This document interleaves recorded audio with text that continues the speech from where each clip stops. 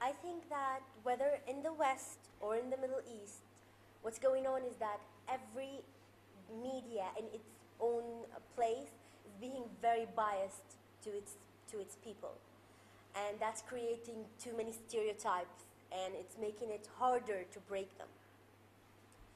For example, in the U.S., because the media is very biased with the U.S. foreign policy and what the U.S. is trying to do to the world, and in the same situation, the media in the Middle East is being very biased with the Arab countries and what they're trying to do and how they want peace, etc., etc. So everybody is being stuck in the same place. They think they're right and everybody else is wrong, because that's the message that's being delivered to them. And as I said before, that's creating too many stereotypes, and it's making it harder to break them. The first step in breaking stereotypes between Western countries and predominant Muslim countries would be changing the dynamic of the internal societies of both countries. What I mean is, this might sound a bit trivial, but I think it's the most important step we need to do. If we teach people about forgiveness, about dialogue, and how it's going to improve their lives and how it's going to improve their relationships with the outside world, I think we will change people. So I'm suggesting that this becomes something we teach in schools and in universities. We should have a subject on dialogue or cross-cultural dialogue.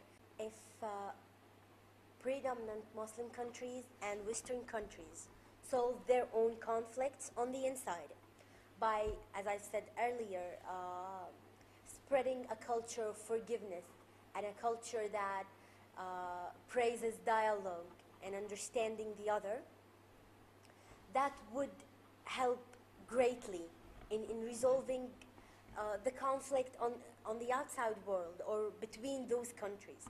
Because as I've said earlier, if we start valuing our own voice, and if we understand others on a smaller level, we will value other people's voices and we will understand others on a bigger level.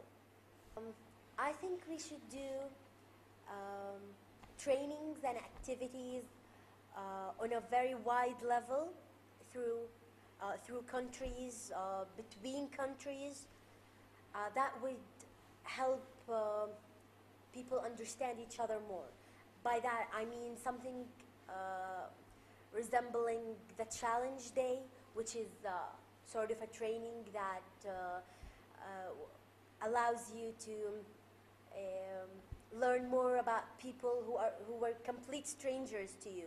You can do this in schools, in universities, you can do this in conferences. It's very simple. You gather groups of people who were complete strangers. They can't be people who know each other. And then you make those people say very personal things that, well, basically no one knows about themselves, and they share it with others. So when you share something that personal and that valuable with a complete stranger, they no longer become strangers, and they no longer become threatening. They become human beings just like you are, and you view them differently, and therefore you will treat them differently.